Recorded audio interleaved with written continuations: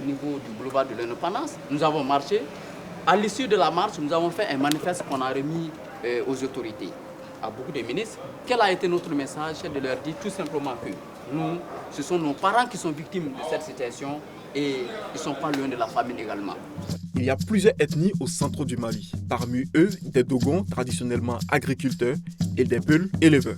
Après 2012 et les attaques des groupes terroristes au nord du Mali, les tensions entre Dogons et Peuls augmentent et sont attisées. Des civils sont massacrés des deux côtés. En 2018, des milliers d'habitants fuient vers Bamako et le sud du Mali. Bonjour. Pour porter assistance aux personnes victimes du conflit au centre du Mali, des organisations de la société civile font un travail remarquable. Dans ce nouvel épisode de notre série, nous vous invitons à découvrir les initiatives en faveur de la paix. Le premier travail, c'était d'abord consisté à sensibiliser. Nous avons confectionné des t-shirts et sur lesquels c'est écrit Batru Inagoto. Batru en Dogon, ça veut dire même père, et Inagoto en Peul, ça veut dire même mère. Donc, la deuxième action a été de mettre la pression à travers des vidéos, à travers des dénonciations sur les réseaux sociaux, et nous avons vu que nous avons pu obtenir, on peut le dire comme ça, la visite des plus hautes autorités. Lorsque vous venez sur ces sites, vous les voyez pieds nus, vraiment en train de chercher de quoi mettre sous la dent dans des tas d'ordures. Ça ne peut pas laisser quelqu'un indifférent. Nous avons rencontré une femme. La femme était très affaiblie. Elle a vu son mari qui a été égorgé sous ses yeux, 3 de ses enfants qui ont été égorgés. Elle était vraiment traumatisée. Elle continuait à dire que son mari allait venir, son mari allait venir. Et il a fallu vraiment du temps pour que nous l'expliquions que malheureusement, qu'elle devrait accepter.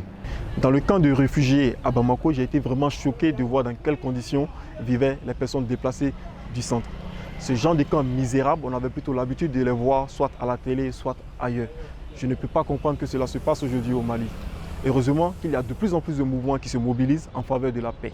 L'objectif du collectif Stop Trop de Morts, c'est de contribuer à faire baisser les tensions nées de cette situation du centre à travers la sensibilisation de l'opinion nationale, mais aussi à travers de l'influence politique pour pousser le pouvoir public à pouvoir agir très rapidement, à pouvoir faire face aux besoins des populations du centre, mais surtout de sécuriser les populations qui sont restées à elles-mêmes. Et le troisième volet, c'est le dialogue social. La solution que nous, jeunesse de la région de Mopti, ou du centre du moins, avons trouvé, c'est de nous mettre ensemble autour d'une plateforme qu'on a appelée Ensemble Sauvons la région de Mopti. On a entrepris des activités comme un tournoi de foot, une soirée de téléthon où on va récolter des dons pour aller remettre aux déplacés. Je suis membre de la plateforme Sauvons la région de Mopti. Nous sommes dans la dynamique de communiquer pour que les gens ne prennent pas le problème sous le prisme, n'est-ce pas, communautaire. Nous sommes allés à la rencontre de certains leaders religieux et de leur faire asseoir pour qu'ils lancent un message d'apaisement. Quand eux, ils lancent quand même un message, ça a un impact réel. La nuit, quand la mosquée est remplie de jeunes, on comprend. Mais aux heures de pointe, aux heures ouvrables, quand des jeunes remplissent les mosquées, ça veut dire qu'ils sont au chômage. Donc c'est des bombes à retardement. Et ils peuvent facilement se radicaliser dans les mosquées. Donc moi je partage son avis. La pauvreté est une raison. Si moi je n'ai pas les moyens de payer un thé, si quelqu'un peut me payer un carton de thé et me dit de le suivre, je vais le suivre. Dans mes activités de blogging, d'écriture, ce que j'ai pu faire qui est très important pour moi, c'est des appels. Chaque fois, les jeunes que je connais, je les appelle au téléphone et il m'arrive très souvent de leur dire de ne pas rejoindre ces jeunes-là. Ce n'est pas la solution, ces jeunes-là. Dogon, Peul, nous sommes tous victimes. Vous avez vu, non? Il y a eu Orosago, il y a eu Sobanda, un peu partout. Donc nous sommes tous victimes. Donnons-nous la main, notre ennemi vient d'ailleurs. Vraiment, toutes ces initiatives pour la paix et le vivre ensemble me touchent. C'est ça le vrai Mali.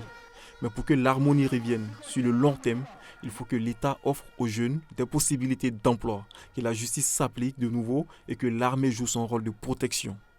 Il revient à l'armée de nous sécuriser. S'il y a eu création des groupements, n'est-ce pas, d'autodéfense, c'est parce qu'il y a eu un vide. Quand il y a eu Koulogo, si jamais les auteurs avaient été arrêtés et condamnés, il n'y aurait jamais Ogosagou, il n'y aurait jamais Sobanda. La justice est vraiment inexistante au centre. Il faut que la justice passe. Comment? Contre les milices qui tuent, pas seulement que, contre les militaires maliens reconnus comme ayant commis des exactions, il faut que la justice passe.